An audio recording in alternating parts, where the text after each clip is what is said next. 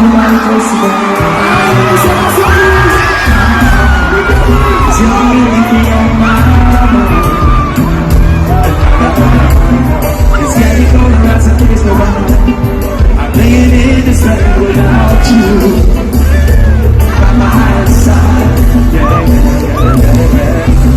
And I'm reminiscing all the way you whine, all the way you whine.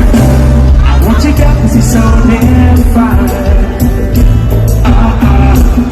I think you got me under your spell. You love the whisper of your smell on my skin. No, I can't wait to hear you say, baby, I miss you. This is so good. Oh, I miss you. It is so big. I miss you. I know what I miss you too. Yeah. Baby, I miss you. Baby, I miss you. Oh, I miss you. Baby, I miss you. I miss you. I know what I miss you too. When I hold hands through, we are there. Every day was on that way. We are back. I will tell you so bad I'll give you. Let's see you like push you right. Push you right. I just want to love you.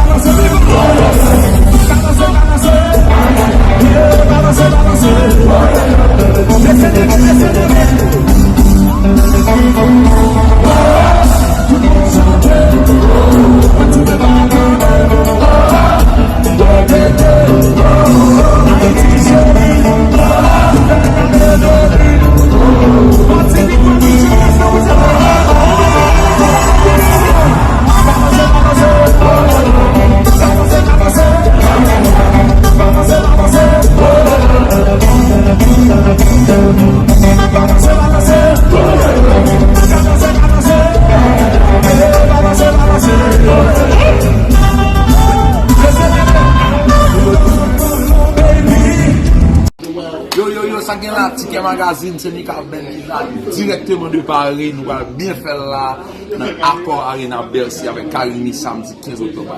Mauvais ça. Et puis là pour nous, bon bagay. Avec quel sentiment on va préparer le concert ça? Et bien avec un plus que content, on a plus de joie, content, Karimi c'est chaque préféré. Et on est très content de faire partie du mouvement, et très content de contribuer dans le succès carimien pendant toute l'année avec nous, ça avec des amis et qui était d'ailleurs, l'homme regardé Spotify, Haïti posté des stats aujourd'hui justement qui est intéressant, qui comme ça on était numéro 1 sur l'album Bozlan, et puis Baby Amis était numéro 1 sur l'album Invasion. Vraiment ça fait plaisir, très content de bien faire, on va passer un bel moment, pas qu'attendre. Ok, merci.